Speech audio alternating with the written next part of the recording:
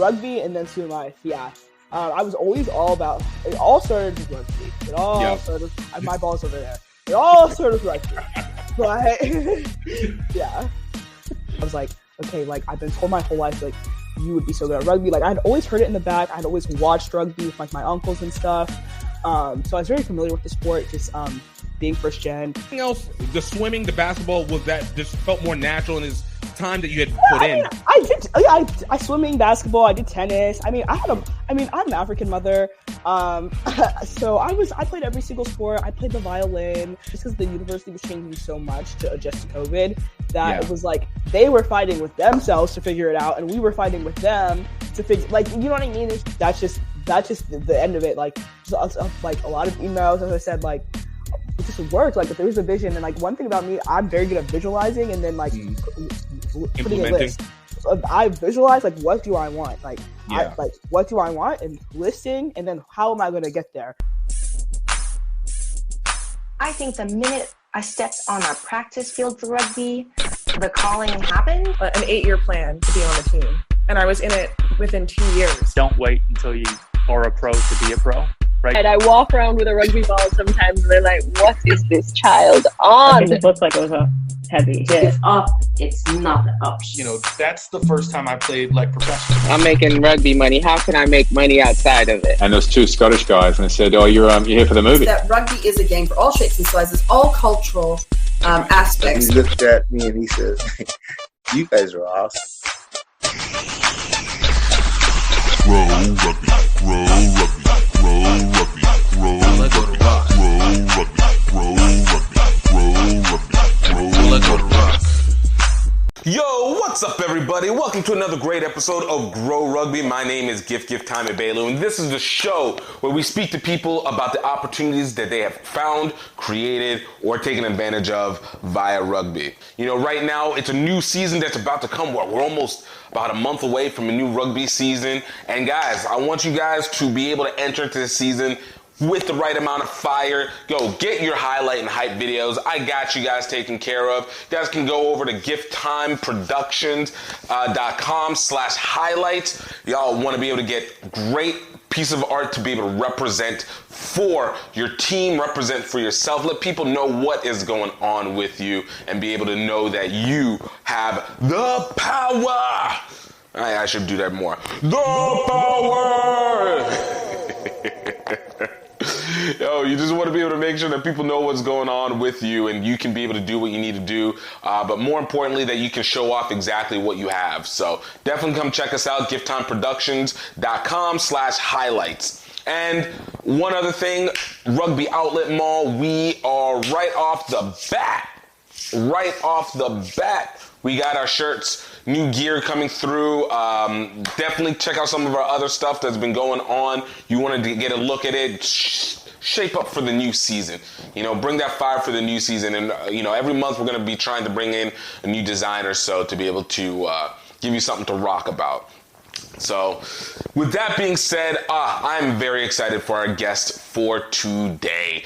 Coming straight out of Howard, she's been a co-founder. She's getting more and more well-known, and honestly, just absolutely dope person. Like, this is someone to watch for in multiple fields. Almost, yeah, it wouldn't matter where she's in. I think she'd be great in it. Takunda Rusike, captain for Howard Women's Rugby, founder of Howard Women's Rugby, and just one of the people that are leading the way in a lot of things when it comes to the HBCU rugby space. Just a great conversation, to be honest with you, and just to learn so much more and get just the energy of what it is to be in this realm. Guys, I'm not even going to hold you off for too much longer. Definitely want you to check this out. So, without further ado, introduce you to Takunda Rusike. Check it out.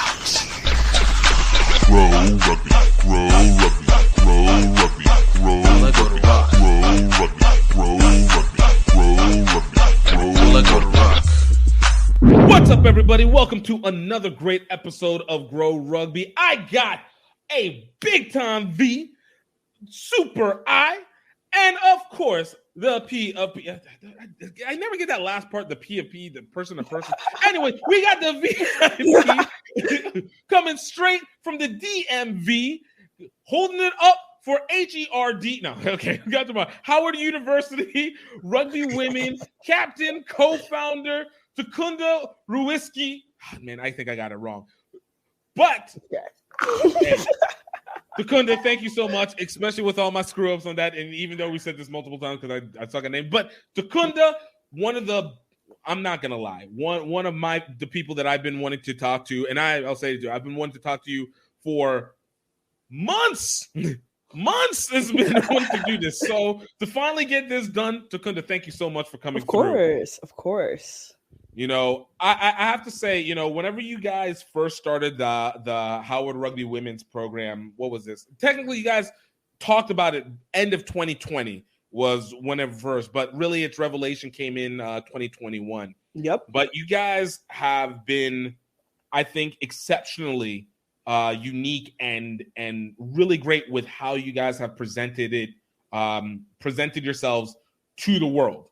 Not very many rugby programs, and I can say very, very few, are really capable of creating a hype around, especially into launch. And I give a lot of credit because a lot of people give you the credit. So, you know, I'm getting into the source. So, you know, credit where credit is due. Thank you. I appreciate that. But it took a lot of people. I mean, this was a huge group effort for sure. I mean, it was months and months of work, talking, meetings, drafting, emailing, months and months and months. Yo, I love it. And, you know, it's a journey. We're going to get into it because, you know, I love to, I want to get into deep dive of how this and of course with you. Yeah. But like, of course, you know, it is a group effort and obviously multiple people, but I've always said, if you don't have a lightning rod to be able to attract that energy, it makes it incredibly difficult to be able to do anything else. So, you know, way to be the lightning rod and proving the power of the point. Yo, we needed one great person, and then everybody else comes along for the ride as well too. Thank you. It's been a ride for sure. It's only getting started. I mean, I'm only going to my junior year of college, so we have 2 more years, and I want to finish with a bang. Let's go. Let's go. So, you know, I always like to say, every superhero has their origin story. And Takunda, I want to know, what is your origin story? So I ask you, how did you get started with rugby? This question has so many layers. I'm going to start off with, I was an athlete growing up. I was a swimmer, a competitive swimmer. From very young ages all the way up until like early high school. Basketball, I was really into basketball. And I think over the years, just like having different experiences in different sports, I very quickly learned like what I was good at, what I wasn't good at. And I quickly learned one of my strengths was being strong. My sophomore year of high school, I decided off of a whim, after just basketball is a hard sport. Right. I was really into basketball for the longest time after swimming. And I always kept swimming. I was a lifeguard throughout high school. I was lifeguard. I did like Red Cross and all that stuff. So even when I stopped swimming competitively, swimming was still a big part of my life. It's in your blood. It basically became part of your blood at that point. Yeah. And even now, like I teach some lessons like here and there, like now, like it's always been something that I've done. But when I stopped swimming competitively, I really got into basketball in high school. And growing up in the DMV basketball, it's tough. I mean, it's tough. The culture is tough. And I'm very competitive. I thrived in that competition, but it's really tough. So my sophomore year, I decided to kind of not really take a break from basketball, but kind of try something new. And I tried throwing for track. And I made varsity my first try. And nice. I went all the way to states, and it was the best experience, like probably the best athletic experience I've ever had. And that's when I really realized that I was strong. And that was something I wanted to hone in on. And I was like, okay, like I've been told my whole life, like you would be so good at rugby. Like I'd always heard it in the back. I'd always watched rugby with like my uncles and stuff. So I was very familiar with the sport, just being first gen. Right. But after that experience with track, that's when I was like, okay, like I really am going to give this a shot. And I gave it a shot the following year, my junior year, and the rest is history. So for you, kind of like, what was it so much that was the connection that made shot put to rugby versus basketball to rugby? So, first off, I was horrible at shot put. Let's start there. I'm sorry. Javelin. Discus. Oh, okay. I'm packing up my apartment right now, and I actually had my disc. I actually have discs lying around the house because it's a great weapon. Like if somebody were trying to intrude me, like facts. It's a great weapon. So I actually have a couple around the house. I wish I had one in arm's reach, but yeah, I was just. I see. This is true DMV value. There's throwing stars, there's throwing knives. No. We're gonna weaponize these track competition elements. This gets you into, and you know what? Those discs are actually thin enough and hard enough to do some legitimate damage. Oh, a girl in high school on practice. I'll never forget this, and I'm not gonna say her name. The discus, she was right outside the disc cage. Remember, it's a whole cage, for javelin, discus, hammer on, all of that. And my high school, they refused to. That's a story for another time. But long and short of it, she got smacked. One of the boys went to throw, and she was just a little too far out from the cage. She got smacked. An ambulance had to rush on the track. She had stitches popping out. We were taking our shirts and sweatshirts off to control the blood. And it was that day when I said, not only is this an amazing sport, this is a weapon. This is self-defense. This is self-defense. And I personally don't believe in guns. I'm not really into them. So yeah, I have discus around my house. I mean, look, you don't need guns whenever you have a projectile, a literal projectile that you train to use. No, I feel that. Some people go archery. Some people are like, hey, I want to slingshot. You said, hey, I'm going to use this discus. And you know what? I both respect and admire that. Yeah, I like the double usage of this. Because people don't always find a way with track. It's just like, hey, I can run, I can throw these balls, I can throw the javelin, but they don't actually say, hey, what's the real world value? I can do this. For sure. So yeah, so long and the short of it, that experience being a thrower my sophomore year and going so far in such a short amount of time, mind you, I got injured and I tore my I had a lesion in my MCL in the middle of the season, and I still made it to states. And that experience of just making varsity that young, going all the doing. I was the first girl to make it to states for my high school, ever. Nice. So that whole experience, I feel like it just changed my athletic trajectory. Where I was like, okay, I am strong. This is a strength that I had, and I'm gonna harper in on it. So it was almost so basically it was just because I can do, because everything else, the swimming, the basketball, was that just felt more natural and is time that you had put in. I swimming, basketball, I did tennis. I'm an African mother. So I played every single sport. I played the violin. I was on honor roll. So you know how this goes. Training for the full collective. I want my daughter to be able to take care of herself in all facets. Yeah. I understand. Yeah. So, but specifically this experience, that's why I was like, okay, I'm strong. And not only am I strong, I like this. I like this feeling, and I want a sport where this is celebrated. And the following year, I found a local. Rugby was very few and far between. It's not really in a lot of the high schools, but there's a lot of clubs. So I started practicing with local clubs while still playing my high school sports, and just practicing, getting into it, practicing, going to practice, that type of thing. And then that following year, following spring, I started playing, and that was it. That was it. And who was the first club that you ended up starting to play for? So I started practicing with Chesapeake Women's. I didn't play with them because obviously it was a women's club, so I wasn't able to play with them because I was still in high school. But I would practice with them, and I think that gave me a really good base, just because I honestly was just watching them, and they were women, you know what I mean? They're a talented rugby team as well too. Constantly in competition. Yeah, so just watching them and practicing with them, that was always so cool. And then I'm a visual learner, so Cup of Nations, I love that's when I started watching MLR. Premier 15s had kind of started on Flow Rugby around that time. Right. So I started watching some of that. And then the first official team I started playing for competitively was the Marauders. And then that was like, Marauders was about an hour away from my place, but luckily I started driving, so it was fine.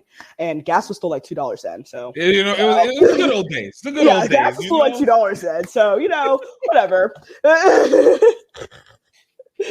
Oh, that's facts.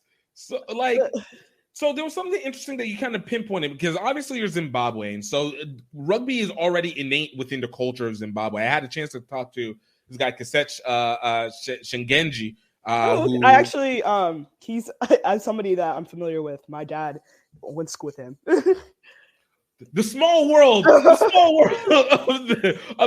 the African population, especially whenever you go to the citizen to citizen. The African rugby community, especially in the U.S., yeah.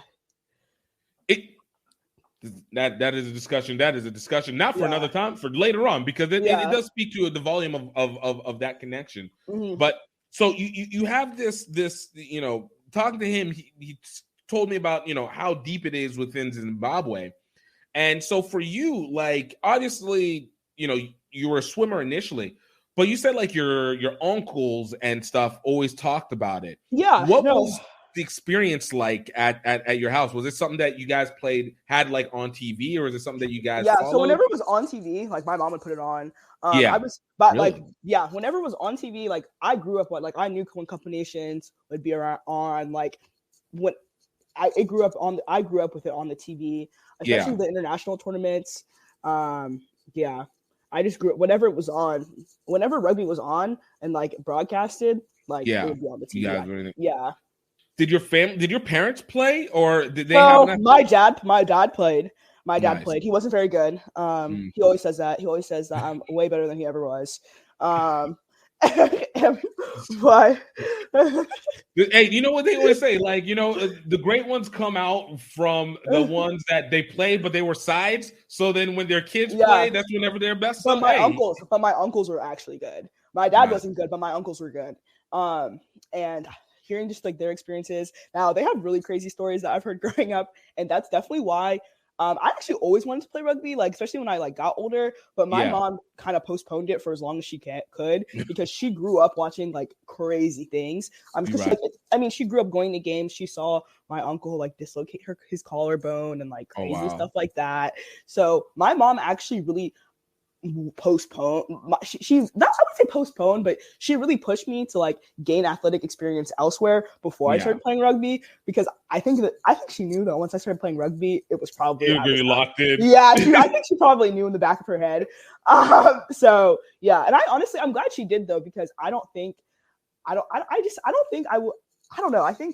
playing all those sports gave me such a good base and experience. I wouldn't trade that for anything.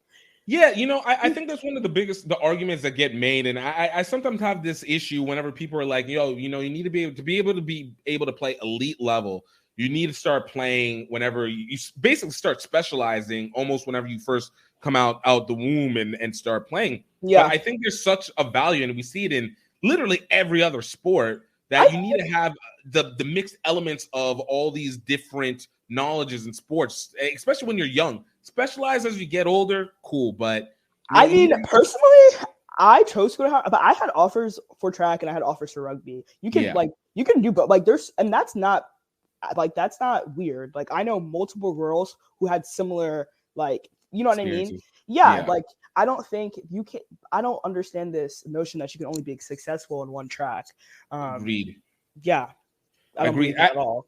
I think it's very limited because, again, also it takes into the account that you don't have fluidity there, and I think especially as you get better and you build your reaction time, that knowledge and fluidity that you can utilize from one sport to the next transfers very well, and you're like, okay, I know how to push myself because of what I did over here, and then I can adapt it here and gives maybe a different showing that gives me an advantage over my opponent and helps my team. Yeah, no, for sure. So and like not even just in sports, but just in general, I never understood. I always felt like it was always like you're athletic or you're academic. Right. I'm both. Right. Like as much as I love the field, I love doing research. I love doing things like that as well. I don't believe you can be successful however many tracks as you want to be successful in. Agreed. I think, you know what's the funny thing? I think that academic athletic merging really kicked off heavily maybe in the last 10, 15 years. Now, mind you, there's always people who could do both, but you would normally find, especially when it comes to the medical research side to the researcher side, that typically if they were doing athletics, it was running, it was cross country, it was marathon, it was stuff that was not arduous on the body, right? Yeah. But I think in recent years, it has been not that it was discovered, but it's been more accepted, and people are more outspoken about being able to say, hey, I can play what would be considered a contact sport or a tougher sport or a more traditionally popular sport, and also be highly academic, and it becomes more expected to be so. So whether it's football players and you have that, I think I go with like the Seattle Seahawks and Richard Sherman, who's a Stanford graduate, who also was an elite player. Like the two work together, and in fact, can be a benefit. 100%. 100%. So speaking to that point, I'm a nursing major. So I just got into the Howard Upper Division program. So congratulations. Thank you. I did not think it was this STEM life is a hard life. But work has been put in, but it has been fulfilled. It is being fulfilled. This STEM life is a hard life, but I'm excited to like start clinical, and like I just got my schedule, I finished my registration. So nice. Super excited for that. I love that. So for you, kind of whenever you're doing in high school and you're kind of building that base, is this something that you always felt innate when it comes to like the research, the wanting to learn, maybe not even learn, but to gather? I always knew I was going to work in the medical field.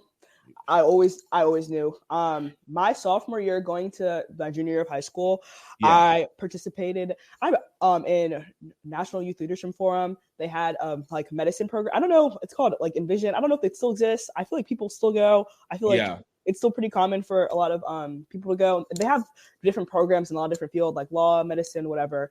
And like a couple kids from like every high school, I feel like across the country, like get invited to go.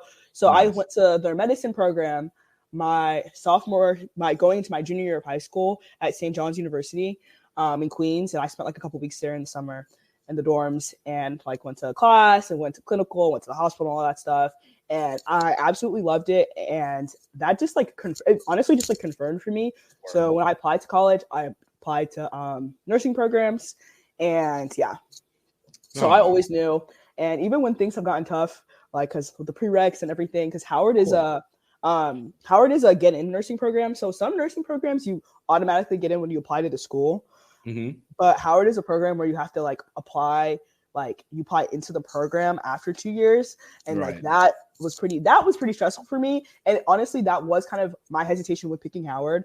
That was really my only hesitation, that academic piece, because it was like, oh, you don't know what's going to happen. And there was, and honestly, they did admit a lot of kids and stuff, but I just plugged through. I had an internship. Last summer I did research at Yale, and I honestly think that's what gave me the like kind of like, I guess, ahead. Because there was a lot. Our application pool was a lot of kids. So I was gonna say, especially because it's a late selection. So much more is the proof that you have to do in those first 2 years, and it puts so much weight on being like, I cannot screw up versus if you're able to enter into it's a tightness. It's that tightness plus, and at the same time, I was trying to get like rugby off of the ground. Like I mean, I've learned so much. Like definitely, I don't put as much pressure on myself now as I used to. But I mean, it has not been easy. I mean, look, the best things never are easy, but you are able to learn so much from the process. The results are the results, but the process is what changes everything and how it actually transitions over into that next phase. So for you, let me ask this, because you kind of spoke on this. What was you spoke about having the opportunity to be able to do stuff with track, with rugby, and academically. What led to your decision to want to actually choose Howard? And I know you're a DMV person, so there's right there, but you guys have a lot of options in that little 4-hour rotation. Honestly, most of my options I had I had a few DMV options, but a lot of my options were not actually in the DMV. Yeah. But I mean, COVID. There's a COVID. That'll help segment things a little bit, filter things down a bit. COVID, and then also just like COVID. I think COVID shook up everyone's world. Right. I'm the oldest. I'm the oldest. I have two little siblings. I have two little sisters. Nice. My mom's side, who I grew up with, who I'm very, very close to, and I have a little brother on my dad's side, and like I'm the oldest. So with COVID, there were some family things where I felt like I might want to stay a little closer than I originally thought, because originally when I was with college, Loyola Chicago, I was really considering them with track and academics. That was there was a couple schools I was really considering, like all over the place with track and rugby. Right. But again, I just like really felt compelled to kind of stay closer to home. I don't think I'm going to do the same thing for grad school. Right. But spread the wings a little bit, but the foundation was set. But I definitely felt like so I wanted to stay a little closer to home, which kind of like narrowed down my list a lot. And then once my list got narrowed down a lot, when I was like, I want to stay closer to home, it happened to be like in that same week that Breonna Taylor happened. And I think the combination of both, and then I was looking at my list kind of like in like that kind of like closer to home radius, but still not like super close, because I grew up in Baltimore and like that's where my family is. Oh, no, yeah. So I grew up in Baltimore, but I went to Baltimore Towson area. I know it well. Yeah. So like that's where my family is. So I wanted to go like not super close, but not super far either. Right. So when I was looking at that list and then like kind of just like looking at like the different like options and like scholarships and stuff, I was like, Howard did give me a pretty like good like academic scholarship package. So then I was like, okay, like just like looking at my options and stuff. Ultimately, I was like, all right, like I think I'm gonna I'm gonna go to Howard. Like I'm gonna go. I want to be a part of the history.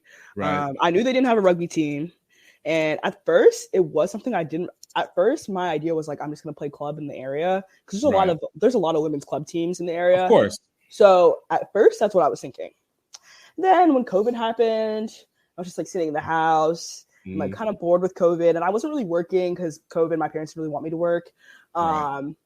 So I was kind of like bored in the house. I was like, like I really can. And I was like still running and like active and like working out and stuff. But I was kind of just like, and I was in contact with some of the local women's teams. But just like as the more I thought about it, I was kind of just like, I don't know, like why? I mean, if I'm sitting here at home, like I have all these group meetings, like why not? I kind of, you know what I mean? Like, why not? Maybe just like see if there's an interest. And then it was around that same time I saw like Daniel like on Twitter posting about like wanting to get men together. And then I messaged Daniel on Twitter, and then the rest was history. Nice. Yeah. It was kind of combining the two. And it's interesting. You kind of speak on something that really, really catches my attention. And it was during that time of COVID. So obviously we all had our reaction, and it impacted us all in different ways. Yeah. But I think we speak a lot, and forgive me for utilizing the term, but I got to separate some generationalness. But when it comes to your Gen Z population generation, oh God, I feel so old saying this, but I feel so Gen Z. Like, I'm curious as to, especially as being black women and DMV, and you're living in Baltimore. This is a very black area, but how did you personally feel between the Breonna Taylor situation and then obviously the George Floyd situation, and then everything? I mean, I grew up 5 minutes down the block from Freddie Gray. Yeah. So I mean, honestly, I felt like what every other young black kid felt like. Like, I mean, what are we supposed to do? Like, should we feel safe going outside? Like, can we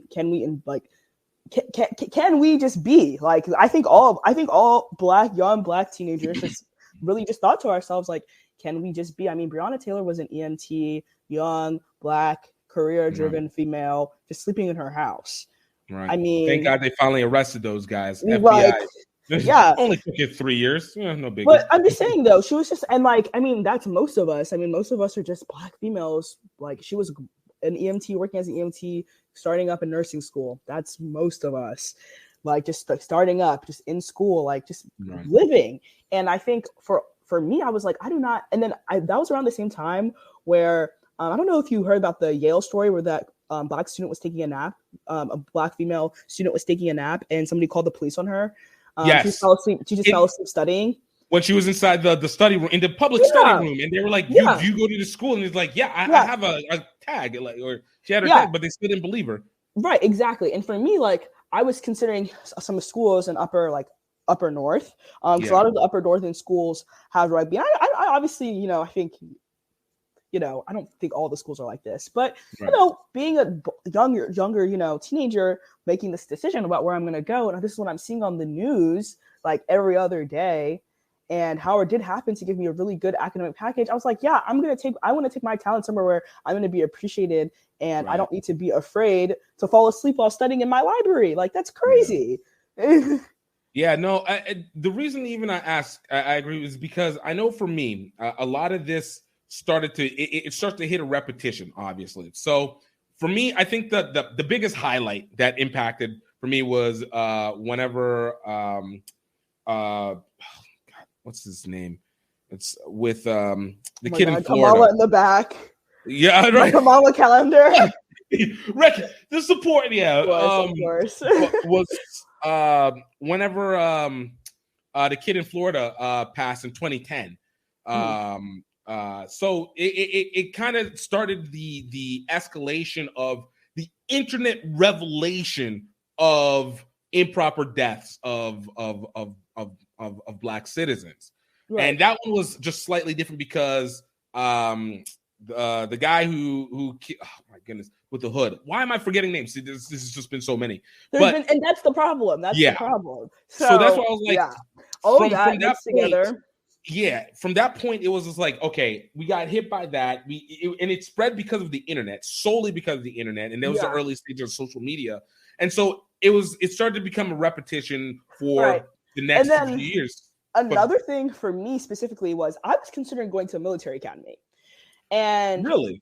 Yes, because the military did you do ROTC or? Well, the military academies have really good rugby.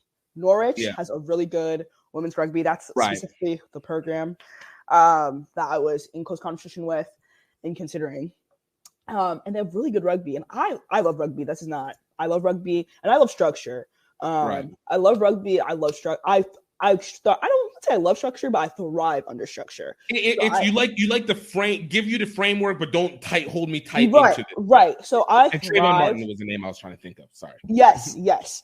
I thrive under structure. Yeah. So I was very much considering some of the military schools, but I think just seeing like with some of the things with like Trump and stuff, and just realizing I was like, am I really going to go to military school and do like for a country that would let this happen to people, like let this happen to people that look like me?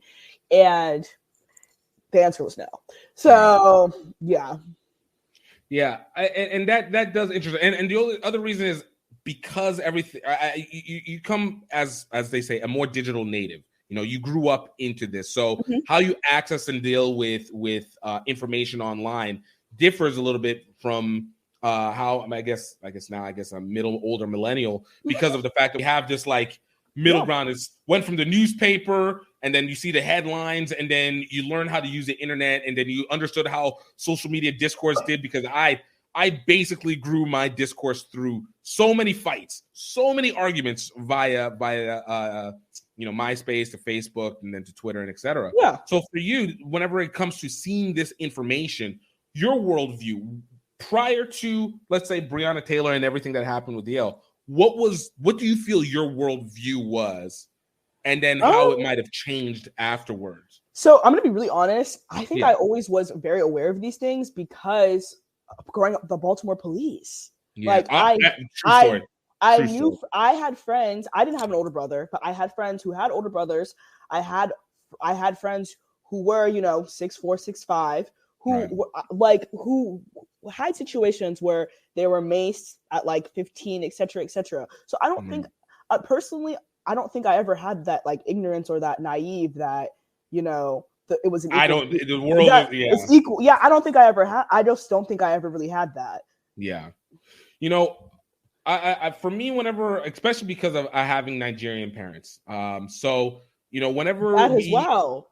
I mean, yeah, my mom's an immigrant. I mean, right. Yeah, my mom is an immigrant. I've watched her. I mean, my mom has been very fortunate. She has built an amazing career. Shout out to my mother. She's about to get shout out to my mama. She's about to graduate with her doctorate actually in less than 3 months. Yes. Congratulations. No, my mom honestly, she has taught me hard work, perseverance, the importance of education. My mother. But needless to say, she had me when she was 18, 19. She was an immigrant. Right. She was trying to get herself back into school, back into college. Of course, I watched my mother fight through that. So I don't think I ever had an ignorance that, the world was fair and there was an equal playing field. Do you think the way that she balanced, and to the point that I was going to say, one of the things that I feel has always been able to protect me from the weight of all that is, for me, my parents always kind of presented us as you're from Nigeria, you're of Nigeria, you're from the U.S., but you're not of the U.S., if that makes sense. So understand that you have this connection, this direct connection to a homeland that you have significance with. And so don't let the aspects of what happens here create your identity for you. For you, did your parents set that boundary for you as well, or was it something that you learned? Or I mean, honestly, I think I grew up very much in both. Honestly, I grew up in very much both cultures. Yes. For example, I feel like I grew up in both cultures that very much I didn't let it define me, but at the same time, I'm a citizen here. We live here, or my whole family is here. Our lives are here. My mom's this is our lot. This is our my mom is a citizen. This is our this is where we live. This is our this is our home. So you know what I mean? On one hand, yes, but on the other hand, I'm not exempt by anything that happens on the news. Of course. Yeah. But I guess it's more of just being able to push through the emotional way, because sometimes where it's just it gets to be too much. Oh yeah, I mean obviously. All you have. But I think what? That's why I'm at Howard, because when it gets to be too much, and even when I do move on from Howard, I'm gonna have that alumni network. I'm gonna have these connections that I made. That to me, that's why I wanted to come to. That is why I wanted to come to Howard, because I will forever have some. I will forever be able to look and have that community. Word. And I think that's one of the realest things, especially whenever you go choose a university, that especially within the HBCU system. I think that network is probably one of the most lauded components that go. An HBCU attendee and another one, even if you're rivals within that system, in totality, there's a family aspect that goes along. So that's dope. And I also feel as if I'm only going to get that more. As hopefully monkeypox does not ruin our semester. And it's also we have so many HU26. There's so many girls coming in.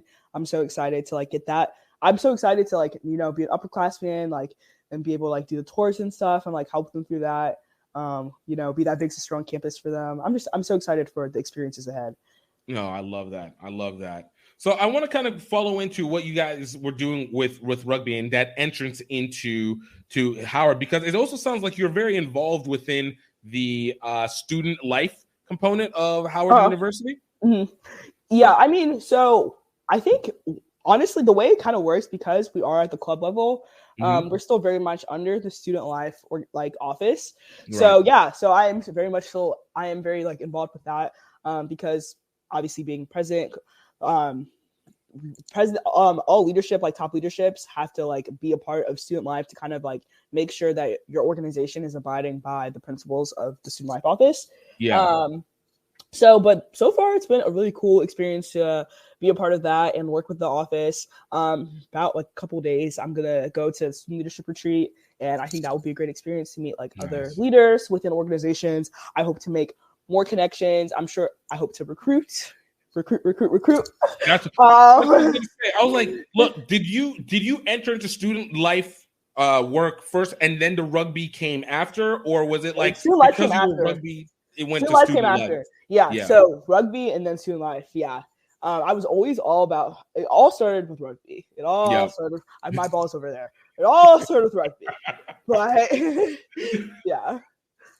No, I love that, and I love it because again, it speaks a little bit to what you need to do to formulate a proper foundation. Because having that access point gives you access to the new ideas that the school's trying to push to the students as well. So for you though, and I want to, because everybody talks about we know the good, and but what were some of these challenges that you guys had whenever you guys put it in? Because I've heard a number of things, but I want to speak directly. What were some of the challenges that you guys had with it? Because I know I've had my challenges with like Southern University as well. Yeah, honestly, just admin. I mean, so I honestly think COVID really played a big part because the university was really trying to adjust to that and adjust their policies and how new organizations were going to come about within COVID.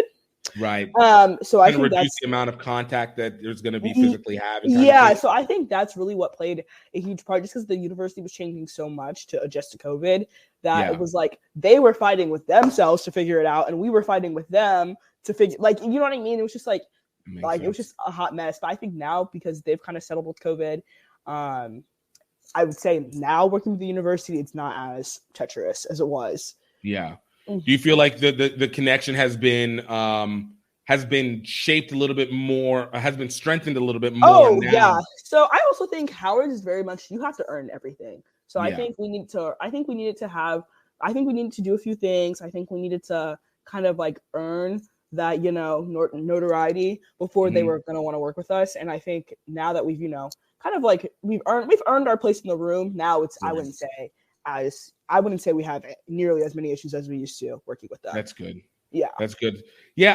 And a lot of it always is like, how do I build a connection with the people? Because it's always the person first, and then it's the label of the university. Right. And you're always having to make sure it's like, okay, I'm good with you, individual. Then once it's there, it kind of opens up from there and slowly build more and more. So as you guys have gotten stronger within that, how have you guys felt like, let me rechange that. Like, how has the process of getting the information out to the Howard about Howard Rugby been? Because you guys have been able to get a unique amount of media attention along with it. So can you speak on how that's been processing?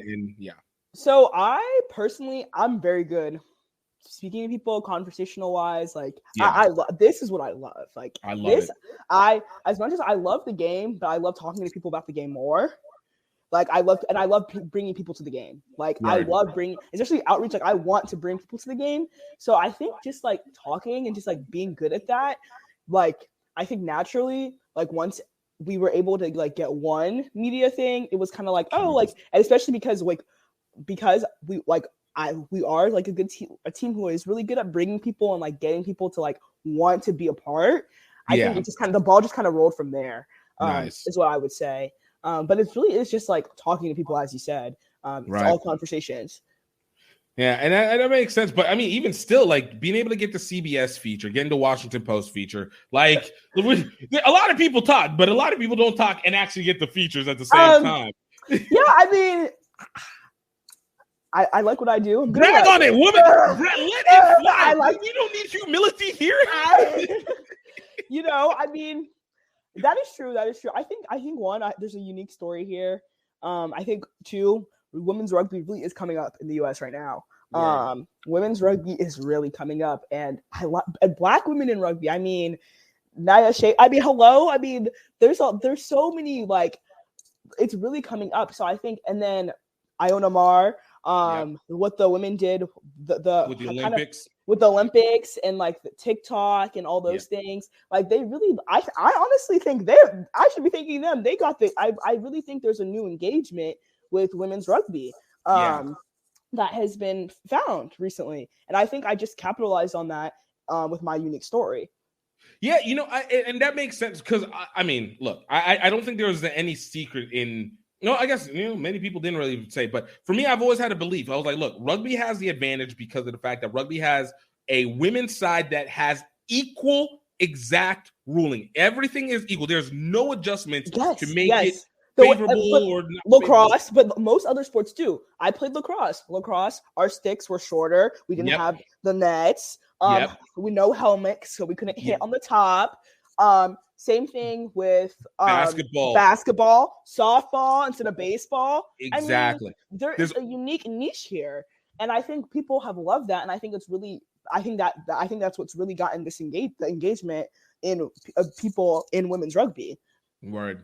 Yeah, and it hits the time, and then you spoke on, like with Ileana Mar being able to find that blow up situation after the Olympics on just being able to be personality, which is exactly ironically one of the things that rugby for some reason seems to keep trying to squeeze in, not for Ileana, but I mean in general, is like, no, nobody rises above or nobody stands out to be the lightning rod to be able to attract attention. But it's like, but the women are not playing that. The women, I think the women's game, we're not like we want to push and push and push. And not only do we want to push and push and push, we believe the women's game, like we want to be professional. We want that's what we want. So yeah, we're gonna continue to push for these opportunities, and I'm not gonna stop. No way. It's a different level of hunger. It's that hunger again. Whenever everything has always worked against you, it's easier to be able to be like, oh look, I'm gonna leave it all on the table. I'm not going to hold back. Why? What's the point of holding back? Let's bring it all out and do. And I think again, it's taking it to the different level, and it's forced people to actually recognize that they need to do these things to attract more attention. Absolutely. And you have to put in work. I mean, you have to, like, everything is work. I mean, everything is work. I don't think there's not a single thing anybody gets without work, and that's just the end of it. Like, just like a lot of emails, as I said, like. Just work. Like if there's a vision, and like one thing about me, I'm very good at visualizing and then like putting a list. I visualize like what do I want, what do I want, and listing, and then how am I going to get there? And today I'm going to start what A through Z to what I need to do to get there. Failure is not an option ever. Yo, I love it, and that's fact. Again, it goes back to that's that hunger. Like you need to have that drive, especially because you actually genuinely love it. And this is where I go, like the part where I want rugby community people to not try and mix in like, oh, if there's something more that you want from the sport, does not inherently mean that you're taking away your passion and replacing it. It's like, no, the passion drives things up. It's all intertwined. It's all intertwined to push the sport up. Everything is to push the sport up, to get that engagement up. I mean, it's all to help this. I mean, it all is intertwined. Right. You know, as you've been doing this rugby stuff and going from working with the media and recruiting the people, working with the university, you know, we all have a perception of what, again, these from a larger scale, media, administration, everything feels very sometimes out of reach. Now that you started to get in tune with it, how have you started to feel like when you look at maybe another example from maybe other sports or other people, you hear different news about how people react to it, or even if you hear people be like, oh man, the administration is blanket statement, or this media is blanket statement. Has your perception of those things changed because now you have a little bit more into understanding of the interworkings or more experience engaging in that? Or do you still kind of feel like, all right, what I'm having is a unique experience, and that's still. I think I do talk to. What I learn. I'm somebody I always want to learn from other people and other female athletes. So, like recently, I went to PR7s and I talked to some of the girls there and like their experiences with media, etc. And I don't think anything that I've experienced has really been different, honestly, especially within the women's rugby space. Right. I wouldn't say I've experienced anything different than I would say the norm. I would just say on a college, I would say though it is unique though that the fact that we're a college club team, because usually for media coverage for college rugby, it's usually the NCAA programs who get like this amount of coverage. So I would say that would be something that I would say has been something that I've like noticed. But other than that, I would say like in terms of like how it's working on about it, but also a lot of the upper club women's rugby teams, other college teams, for example, like Penn State, those teams, I mean, they get coverage all the time. So I think the difference is that we're just such a brand new team, and I think that was the difference. I think the difference is that we were the new kids of the block, and it just like, you know what I mean? And usually usually you're a team for like a couple years, maybe you win, you win a couple tournaments. maybe you have a good nationals run, that type of thing, and that's when you get the coverage. Is usually how that would go. And I think that was maybe the difference, that we were completely brand new. We got coverage before we were even competitive. That season that we did the Washington Post article was our probation season before officially even getting into the CRA. Yeah. So, and that is pretty unheard of. So I would say that's really the only difference, but I wouldn't say in terms of like how we've gotten coverage and the experience has been different. Yeah. Wait, are you guys planning to play D2, D1, 2A, or so D2, D1, 2A? Where are you guys playing at? Yeah, so we're CRA D2, the women's team, and that's honestly where we're comfortable at right now. It's a growing program. Like it's a growing program. Yeah. I remember when Lindenwood first entered into the scene, and they started off with D2A, and it was within 5 years before they made it. By the time they made it to D1A, because again, you set your base, set your foundation, of be course. able to create confidence and allow people to play. That's where the word of mouth kicks in, and then you start recruiting out from there. Exactly, and I also think there's a development opportunity within this, because there's so many other teams who are kind of going what we're going. They're not new teams in a sense, but they're kind of starting over because of COVID and those numbers. So I think we have a unique opportunity within this league, because like we kind of get to like learn from these other teams who have done it before, and we kind of get to learn from them as well as play with them, and it's been a good experience so far. Yeah. No, the reason I was asking about previously about the perception as well is because it was something that I experienced whenever I started doing more and more media stuff. Okay. And if you look at the way people talk about, like, let's say USA Rugby, it's a blank space, USA Rugby. And it's like, oh, they're doing this and this, until you start to actually interact with the people, because now you have that entrance. And so it was like, oh, no, these guys are doing the best they can. These guys are doing what they can. These guys are doing what they can. Right. And so there's an empathy that goes along with it, even in the same way as creating events and stuff like that. Like now when I'm looking at events, the empathy level of what it takes to get to that spot. Yeah, I mean, really changes. Of course, because, so I understand your question a little bit better. Absolutely has my perspective changed. For example, when I see Serena on the TV, et cetera, like, of course, because, I have a different perspective of like, what it takes, et cetera, and the hard work that goes into it. But, I would say that would have been it becomes more accessible at the same time, though, because it's like, okay, I see this isn't super magic. It's just exactly.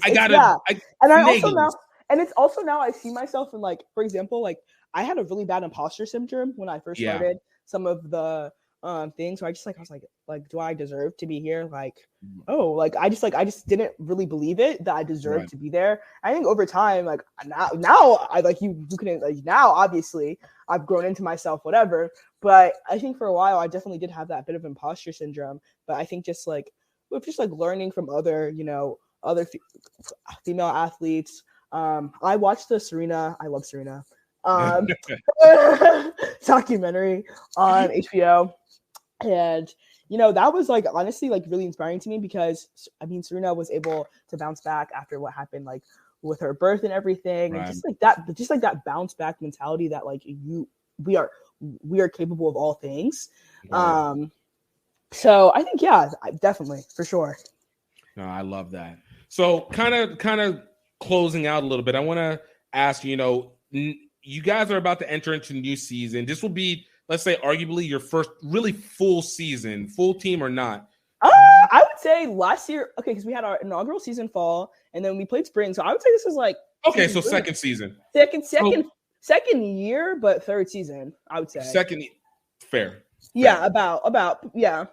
So you guys are a little bit more settled into it this year. There's no COVID that's playing as a secret. Monkeypox wants to come play disruptive. I actually was just talking. We were just talking our executive board in a group chat about that, and we're just like,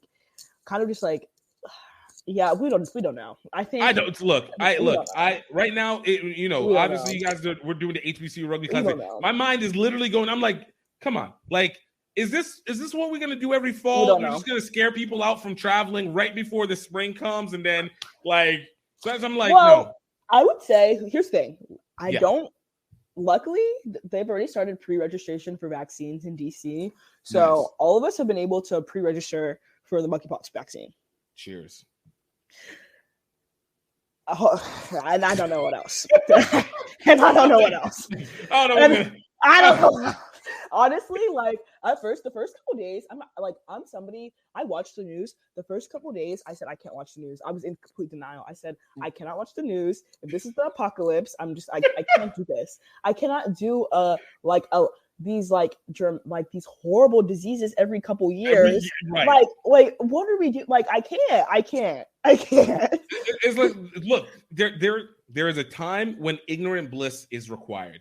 It's not always good. You know, it's not always necessary in the totality, but there are moments where it's like, I just need a break. And I personally had a horrible COVID experience. Horrible. So this hits deep in the heart. This hits deep. Like, oh no. Like this is actually this is my worst nightmare for real. And I have asthma and a heart murmur, so my immune system is kind of bad, which is why I think sometimes I get a little. I think that's why my COVID was so bad. But yeah, no, this is my word. Like, no, just no. At least COVID was inside. I mean, it coughed, it's hurt, it's breathing, but it's inside. This one is like, yo. I would literally, I want to get a hazmat. You do remember you're still trying to be a nurse, right? Like, I know. I was literally talking about this with my roommate, who's also a nursing major, because like I finally figured out my housing situation. By golly me. No, yeah, a mess.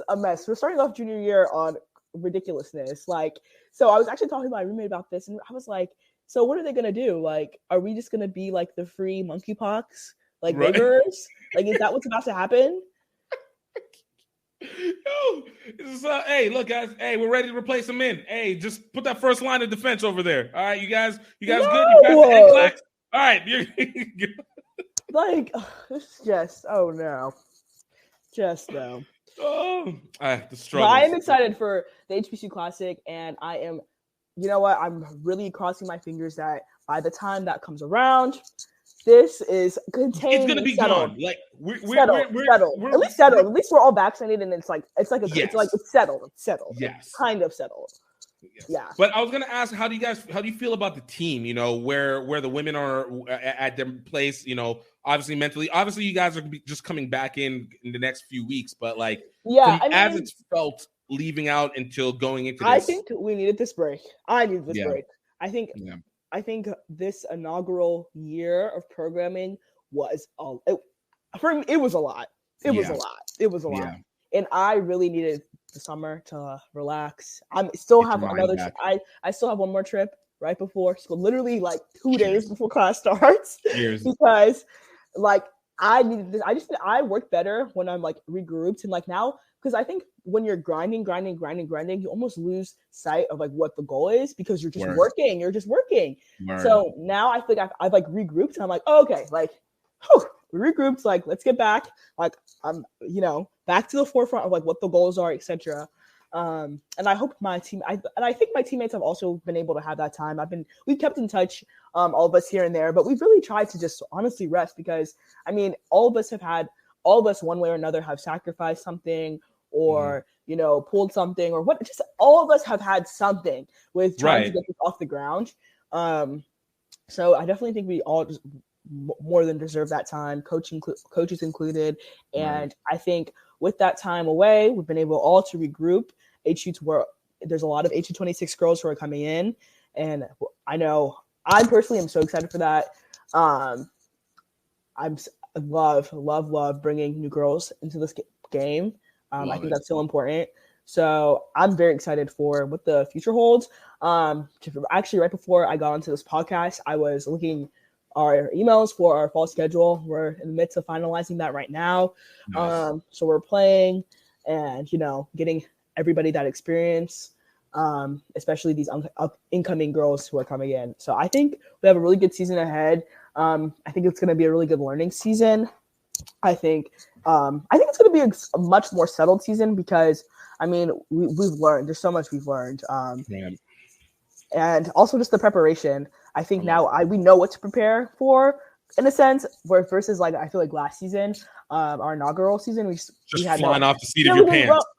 I had no idea. I mean, also I was a underclassman. I had no. I'm still kind of like figuring out Howard itself, figuring out DC. Now I actually kind of know my way around the city. Nice. I don't like just that. Like, I mean, I'm still driving with GPS last season. Okay, like I feel like there's nothing shameful that the DC's got so much traffic and so many winds and turns that you're gonna always need to. I talked to Chetta Emba about this before, and she was like, whenever she was living in DC for the living, she was just like, look, I just have to figure out how to deal with the twists and turns that go with these one ways and all these directional. It's so that in itself, yeah, and just also like, you know, getting back on campus for the first time and like how we're still kind of figuring it out. There's just so much, so much.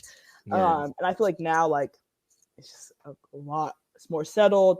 We have the contacts. We have like it's just settled. We know what to expect. We know like kind of when to start what conversations, like what we just a lot more settled than last season where it was just like everything from pretty much literally scratch. I mean, I don't cook, but yeah, I'm from scratch. You were a true chef in this situation. Seriously. So I'm very excited to not start from scratch nothing. Word. Now, believe me, I understand this feeling so well. Yeah. It doesn't make it easier. It just makes it simpler. And it's just like, okay, I got the system. The system is there. Just let me put the stuff into place now. Exactly. So I'm feeling good about it. I'm hoping now, again, as I said, we're really getting intertwined with student life. So I'm really hoping I think that's going to really increase our recruiting because student life always has like outreach and stuff. And I think being like in those fairs and stuff, like my goal, I would love to have an A and a B team. I mean, if that's having that full team, it means that you have recruits and you have people prepping up for the next year because people to practice against. Because like there's people who want to play but they don't want to compete. Okay, so practice, practice, and then that's helping them. That's helping them develop, and it's helping us, players who want to compete and players who are competing, develop as well because we have people to practice against and people to get reps against. And not only that, it's developing the game. Like that's how you develop the game. That's how it stays in generations to come. So yeah, that's ultimately my goal, and I think with now getting into student life, I think that goal is now more attainable than ever. No, I like that. And look, I think especially look, you already know how to be able to communicate out this message so well. So as you create more of just create more, as I say, hands for yourself, being able to have more people being able to continue that communicate, continues to roll. It just rolls. Exactly. And I also think now difference, like last season, we didn't go in when we first started. It was just like me and Daniel, and coaches. Now we have an executive board. So it's not just me pumping up the message; it's 6 other people pumping up the message. Exactly. And you know what? 6 hands are always better than one. I'll say this all day, every day. Facts. It's a group effort. So I'm very excited for what's to come. Hey, look, I'm here for that. Hey, I'm learning that in this iteration of the HBCU Rugby Classic of being able to utilize more than just one person to do everything. It's an amazing level of stress relief. So I thank you guys very much for that one as well too. But where can people find you guys and be able to? Howard Women's Rugby Instagram. We're pretty active on Instagram. And then howardrugbyclub.org. That our website has absolutely everything, all our media appearances, games, literally everything, YouTube links, everything. So howardrugbyclub.org is where everyone can find us. Little self promo. I was gonna say, make sure you turn it right. Little self promo. Yes. So yeah, Howard Rugby Club. Find all our information, anything about the team, and if you want to support. I love it. Takunda, thank you so much for coming through. I appreciated this on The Realist. This was of course. Let me know when you post this, and I will send over a picture like right now. Absolutely perfect. And we're gonna do this again because we're definitely doing another update. I feel like especially as time goes on, I'm always working on stuff. Right now, I am going to my junior year, so I am starting to think about like my next steps and having those conversations. So yeah, definitely, there'll be lots to update on. Love it. Takunda, thank you so much for taking the time to be with us and being able to be on here. And guys, I thank you so much for taking the time to listen. We've got some great episodes. And of course, if you guys feel like it's relevant, please share it with friends and family. Last week, we had Kisechi cheering Ganji. Before, we had Daniel DeValier of Howard Rugby. And we've had so many amazing guests that you guys can see. Check out the catalog, get the information, life stories, and just be able to go delve in deep into what's really happening over here. And of course, I want you guys to know, I hope that you're happy, I hope that you're healthy, and I hope that you know that you are highly favored. Until next time, cheers.